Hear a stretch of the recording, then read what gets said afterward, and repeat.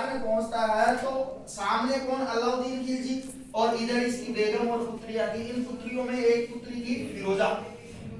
कौन थी?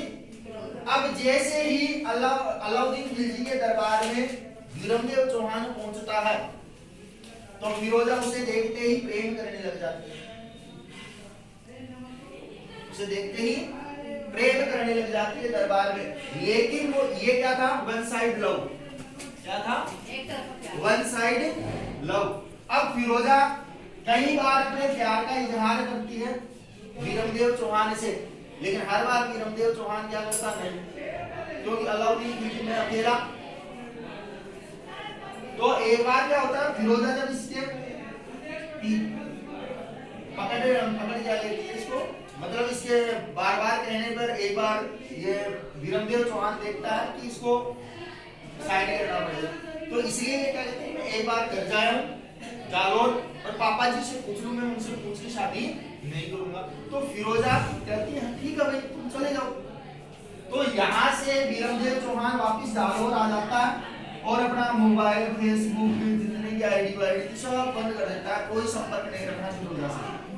अब इधर फिरोजा को वही याद सताए, दिन रात सताए और बार बार सताए, और प्यार में पागल फिरोजा बिल्कुल सूख सी जाती है, क्योंकि जिन्होंने मोहब्बत की है उनको पता है अक्सर कि प्यार करने वालों के हालात क्या होते हैं और बाद में शरीर की दशा क्या होती है।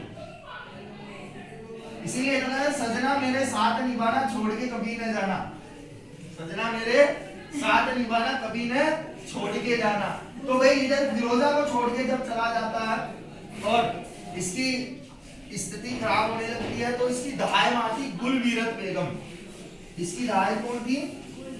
गुलवीरत बेगम। ये पहचान जाती है, ये पहचान जाती है। तो गुलवीरत पूछती है कि भाई फिरोजा क्या बात है कि दहाय मां वो आया था वीरमदेव चौहान, उससे मेरे को प्रेम है और मैं उसी से शादी करूंगी और किसी से शादी नहीं करूंगी। अब ये गुलवीरत ये बात किसके पास पहुंचाती है? अलाउद्दीन खिलजी के पास में। अलाउद्दीन कहता है यार पहले तो मेरे को रास्ता नहीं दिया, मेरी सेना को लूट लिया, इधर आया तो ये कांड और कर दिया।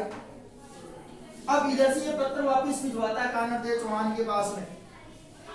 कानरदेव चौहान के पास में वापस पत्र भिजवाता और कहता है कि भाई तुमने मेरी अधिकता से कार्य नहीं की, मेरी सेना को लूट लिया, मेरी सेना को रास्ता नहीं दिया, कोई दिक्कत नहीं। मेरी पुत्री फिरोजा तेरे पुत्र वीरमदेव चौहान से क्या करना चाहती है? शादी। अब वीरमदेव चौहान का खिलाफ ये पत्र कानरदेव चौहान को मिलता है। कानरदेव चौहान बुलाता है वीरमदेव चौहान को, अरे वीरमदेव क्या करके आया वहां पे? और पापा जी मैंने तो कुछ नहीं किया, वो छोरी जो है पाछे पाछे फटरी से मारे तो खुद जान बचा भाग गए, वो मेरे को मरवानी थी वहां पे। अगर उसके बाप को पता लग जाता कि मैं भी उससे प्रेम करता हूं तो मैं तो जान छुड़ा के खुद भाग गया हूं, कोई कांड नहीं करके आया। और शादी का प्रस्ताव आया है तो मैं शादी तभी करूंगा जब सूर्य पश्चिम से उगेगा। मामो बाजे ला दिया कब? जब मैं किसी तुरपनी को पढ़ूंगा तो, और अगर तुरपनी मेरे को परखनी पड़ी, विवाह करना पड़ा उस तुरपनी से, तो मैं तभी करूंगा जब सूर्य पश्चिम से उगेगा। और यहाँ पे ये विवाह प्रस्ताव ठुकरा देता है। अब अलाउद्दीन खिलजी वापस देखता है कि पहले तो मेरे को रास्ता नहीं दिया, मेरी सेना को लूट लिया और मेरी छोरी को जीना मुश्किल कर दिया प्रेम करके। प्रेम वो हालांकि खुद करती थी, वो नहीं करता था, और विवाह का प्रस्ताव भी ठुकरा दिया।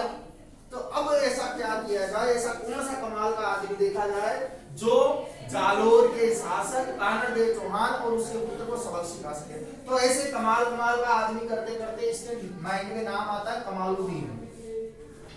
कमाल का आदमी कौन? और इस कमालुद्दीन के नेतृत्व में सेना भेजता है। कमालुद्दीन के नेतृत्व में सेना भेजता है और यह सेना पहले सिवाना पे अटैक करती है और सिवाना पे अटैक करने के बाद में जालोर को जीतती है। और कहते हैं कि इस युद्ध में वीरमदेव चौहान का सिर काट कर मंगवाया था फिरोजा ने कि युद्ध में चाहे स्थिति कुछ भी हो, लेकिन तुम वीरमदेव को लेके आना, चाहे जिंदा या मुर्दा।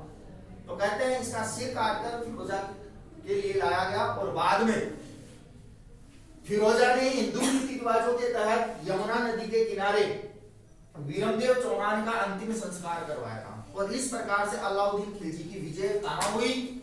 जालोर। तो ये थी जालोर विजय अलाउद्दीन खिलजी। आया मजा? अरे इसीलिए तो कहता हूँ किसी के भरोसे मत आया करो।